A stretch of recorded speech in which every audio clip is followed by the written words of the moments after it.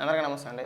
Social మీడియాలో social media ఏ స్థాయికి దిగజారిపోయిందంటే చివరికి పుట్టిన పిల్లలపైన ట్విట్టర్లో స్పేసులు పెట్టి వాళ్ళ గురించి మాట్లాడుతూ చిరంజీవి గారిని, రామ్ చరణ్ గారిని ట్రోల్ చేస్తున్నారండి. వీళ్ళు మనుషులు దున్నపోతారో నాకు అర్థం కావట్లా. మరి మనిషి జన్మ ఎలా ఎత్తారో కూడా అర్థం కావట్లా. పుట్టిన పిల్లలపైన స్పేసులు ఏంటరా, వాళ్ళ పైన వీటిపైన నాకు అర్థం కాదు. అది ఎవరి అభిమానులైనా సరే అభిమానాలు వేరే ఉండొచ్చు. ఇప్పుడు నాకు బాలకృష్ణ గారు అంటే ఇష్టం, మీకు చిరంజీవి అంటే ఇష్టం, లేదంటే ఒకరికి రామ్ చరణ్ అంటే ఇష్టం, ఒకరికి జూనియర్ ఎన్టీఆర్ అయితే ఇష్టం. ఏదైనా సినిమా పరంగా ఉండాలి. మన అభిమానాలు ఏమన్నా ఉంటే సినిమా పరంగా ఉండాలి. మన అభిమాన హీరో బయటకు వచ్చింది అనుకోండి, రిలీజ్ అయింది అనుకోండి, ఆ సినిమా బాగా ఆడాలని చెప్పని కోరుకోవాలి. లేదు చిరంజీవి గారు సినిమా రిలీజ్ అయింది, నువ్వు ఎలాగా చూడవు, చూడకపోతే సైలెంట్గా కూర్చొని ఉండాలి. ఏదో ఆడితే ఆడితే పోతే పోయిద్ది. అది అక్కడ వరకే ఉండాలి. అభిమానాలు ఎప్పుడూ కూడా సినిమాల వరకే ఉండాలి, వ్యక్తిగతంగా వెళ్ళిపోకూడదు. పుట్టిన పిల్లలు ఏం చేశారండి, వాళ్ళకి ఇంకా ప్రపంచం అంటే ఏంటో కూడా తెలియదు.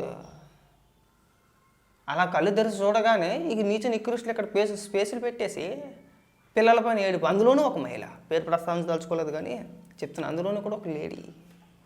ఏమనాలి మిమ్మల్ని అసలు? పైగా ఏమన్నా అంటే మళ్ళీ అడ్డగోలు సమర్థన ఒకటి ఉంటుందండి. మీరు మొత్తం చూడండి, ఆ దరిద్రాన్ని మేము ఎందుకు మొత్తంగా చూడాలి? ఆల్రెడీ కట్ చేసినవి అన్నీ బయటకు వస్తున్నాయి కదా. ఇప్పుడు మీరు మాట్లాడలేనిది అయితే కట్ చేయలేరు కదా, మాట్లాడింది కట్ చేసి బయటికి పంపించారు. పిల్లల పైన స్పేసులు పెట్టాలి, ఒక అమ్మ వర్సెస్ కాపు అని చెప్పేసి విద్వేషాలు రెచ్చగొట్టాలి. మీకు వయసు వచ్చింది కానీ మెచ్యూరిటీ రాలేదండి.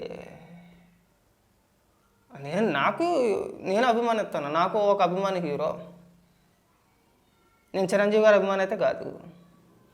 అలాగని చెప్పేసి సినిమా బాగుంటే ఖచ్చితంగా వెళ్ళి చూస్తాను.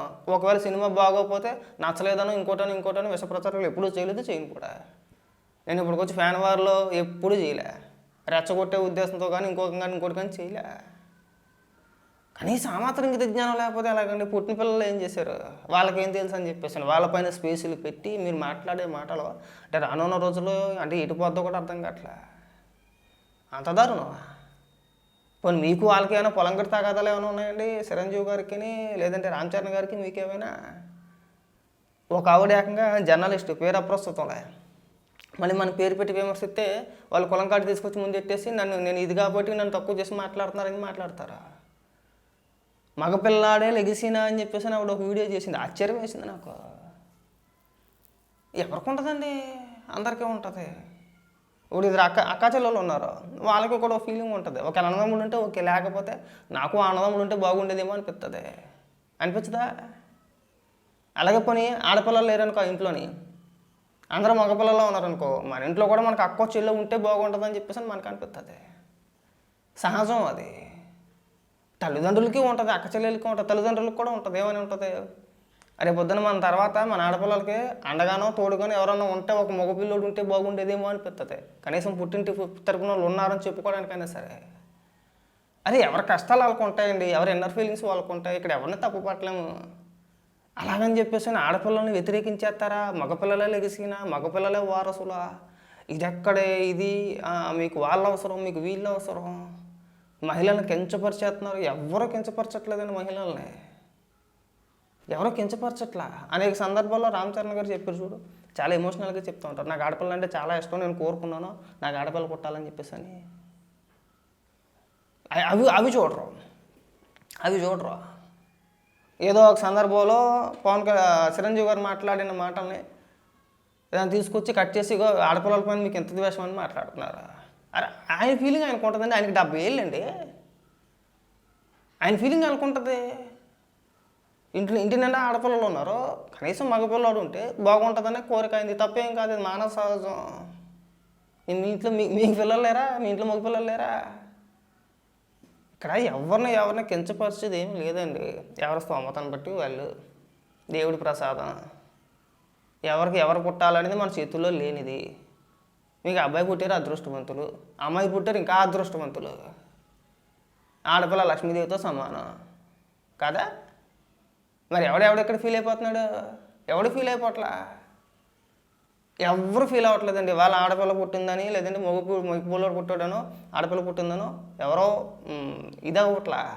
మగ పిల్లోడు పుట్టాడని చెప్పేసి భయంకరంగా సంతోషపడిపోవట్లేదు, ఆడపిల్ల పుట్టారని చెప్పేసి భయంకరంగా బాధపడిపోవట్లేదు.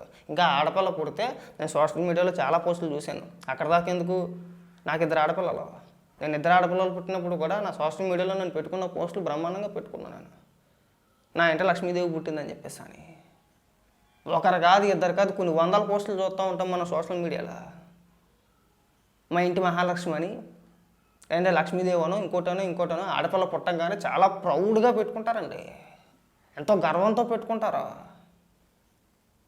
ఎక్కడో దిక్కుమాలేదోళ్ళు ఉంటారు, చాలామంది ఉంటారు, ఉండకుండా ఉండరు. ఎక్కడో 1-2 సంఘటనలు తీసుకొచ్చి అందరూ ఇలాగే ఉన్నారని చెప్పేసి అని రుద్దేయడం చాలా తప్పు. అందరూ ఏం వ్యతిరేకించరండి. మీరు దాన్ని తీసుకొచ్చి మీ అపరమేధావుతానంతా ఇక్కడ మా మీద రుద్దేసి విద్వేషాలు రెచ్చగొట్టే విధంగా మీరే ఏదో మహిళలందరినీ ఉద్ధరించేస్తున్నట్టు వద్దండి. దయచేసి ఈ విద్వేషాలు, ఈ రెచ్చగొట్టే వ్యాఖ్యలు కనీసం చిన్నపిల్లల పైన కూడా విషయాలు కక్కేసి మీ కడుపులో ఏదో పెట్టుకొని, మీకు ఆ వ్యక్తి అంటే నచ్చకపోవచ్చు, చిరంజీవి గారు అంటే నచ్చకపోవచ్చు, ఆయన మీకు వ్యక్తిగతంగా చేసేది ఏమి ఉండదు. సరే, చాలా రకరకాలుగా మాట్లాడతారు. పుట్టిన పిల్లల వరకు ఎందుకండి? ఆయన చిన్న పిల్లోడండి. చిరంజీవి గారు 70 ఏళ్ళ వయసు అయింది. 70 ఏళ్ళ వయసులో కుటుంబం గురించి, కుటుంబంలో ఉన్న పిల్లల గురించి, మనవల గురించి ఆయనకు ఒక ఆలోచన విధానం ఉంటుందండి. వయసు పెరిగి కొద్ది ఆలోచన విధానం లేకపోతే ఎట్లా ఉంటుంది? ఉండదా అండి? కనీసం అది కూడా అర్థం చేసుకోకుండా చిరంజీవి గారిని విమర్శిస్తూ ఉంటారు. ఆయన ఎన్ని చూసుంటే ఆ స్టేజ్కి కూర్చుంటాడండి. మనం ఎన్ని వదిలేసాం. మనకు చక్కగా ఒక మైక్ ఉంది, ఒక కెమెరా ఉంది, మనకు ఒక యూట్యూబ్ ఛానల్ ఉంది, రైట్. ఏదైనా ఒక సందర్భంలో ఏదో ఒక మాట రాకనే మొదలెట్టేస్తారు. ఇంకా ఇక్కడ ఎవరు తక్కువ చేసి చూడట్లేదండి. అందరూ బ్రహ్మాండంగా ఉన్నారు.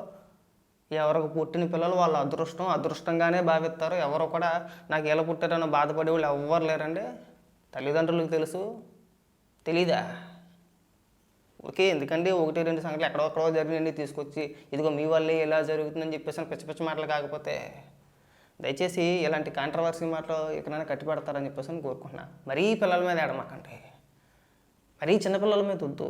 ఈ ఫ్యాన్ వార్లు చేసేటోళ్ళు కూడా ఎలా అయిపోయారంటే డైరెక్ట్గా వాళ్ళ కుటుంబ సభ్యులు వీళ్ళ కుటుంబ సభ్యులు వాళ్ళు వ్యక్తిగతంగా లకారాలతో సంబోధించుకుంటూ పచ్చి బూతులు తిట్టేసుకుంటున్నారు. దానివల్ల మీ ఆరోగ్యం చెడిపోద్ది. అనవసరమైన బీపీలు. నువ్వు ఇక్కడి నుంచి కేకలేస్తావు, వాడు అక్కడి నుంచి కేకలేస్తాడు, దాన్ని ఎవడో రికార్డ్ చేస్తాడు, దాన్ని తీసుకొచ్చి మీరు సోషల్ మీడియాలో పెడతారు. మళ్ళీ ఇక్కడ కులాల మధ్యన కుంపటి రేపేది మీరే, స్పేసులు పెట్టేది మీరే. ఫస్ట్ ఈ స్పేసులు పెట్టే వాళ్ళకి చెప్తున్నా, ఏదైనా పనికొచ్చే అంశాలపైన స్పేసులు పెట్టండి. పనికొచ్చే అంశాలపైన 4 మంచి మాటలు చెప్పండి. అబ్బాయి అలా చెప్పంగా అలాంటి మళ్ళీ ఎవరికి ఖాళీలు ఉండవు. చిరంజీవి గారిని తిట్టాలంటేనో, బాలకృష్ణ గారిని తిట్టాలంటేనో, జూనియర్ ఎన్టీఆర్ గారిని తిట్టాలంటేనో, రామచరణ్ గారిని తిట్టాలంటే ఇక్కడికి పళ్ళు మానేసుకొని మళ్ళీ వచ్చేస్తారు. ఆ టయానికి అక్కడికి వచ్చేస్తారు. ఒకటి పెడతాడనమాట, ఏదో ఒక టైటిల్ పెట్టి పెడతాడు, ఇన్ని గంటలకు స్పేసు. అన్ని గంటలకు అక్కడికి ఎన్ని పనులు ఉన్నా సరే చిరంజీవి గారిని తిట్టడానికో, బాలకృష్ణ గారిని తిట్టడానికో అన్ని పనులు ఆపేసుకొని మరీ వచ్చేస్తాడు. పైగా పోనీ ఏదైనా నిశానిగాలంటే కాదు, అందరూ మంచి చదువులు చదువుకున్న వాళ్ళే, అందరూ ఉద్యోగాలు చేసుకునే వాళ్ళే. మీ ఉద్యోగానికి సంబంధించో, లేదంటే జీవిత శైలి గురించో, లేదంటే 4 మంచి మాటలు ఆర్థికంగా ఎలా స్థిరపడాలనో వాటి గురించి మీకు ఏదైనా తెలుసుంటే బ్రహ్మాండంగా చెప్పచ్చు. వీళ్ళు కూడా వింటాడండి. ఒకవేళ కాంట్రవర్సీ లేకపోతే ఎవడో చూడడానికి చెప్పేసి ఒక ఫీలింగ్ మీకు ఉంటే కనుక విన్నవాడే వింటాడు. 2 వింటారు, 3 ఉంటారు, 4 ఉంటారు, లేదంటే ఒక 10 మందే వింటారు. ఆ స్పేస్లో ఉండి నష్టం ఏముంది? అలా బెటర్.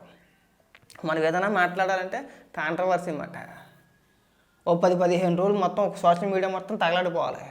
వాళ్ళ ఏళ్ళ బూతులు తిట్టేసుకోవాలి, వీళ్ళ ఏళ్ళ బూతులు తిట్టేసుకోవాలి. అప్పుడు మనకు శాంతిగా ఉంటుంది. మీరే సమాజాన్ని చెడగొట్టదు. పైగా పొద్దులెత్తే మళ్ళీ వీళ్ళు ఉపన్యాసాలు ఇస్తారు. ఇక్కడ సమాజం పాడైపోతుంది. చెడదబ్బే నువ్వే.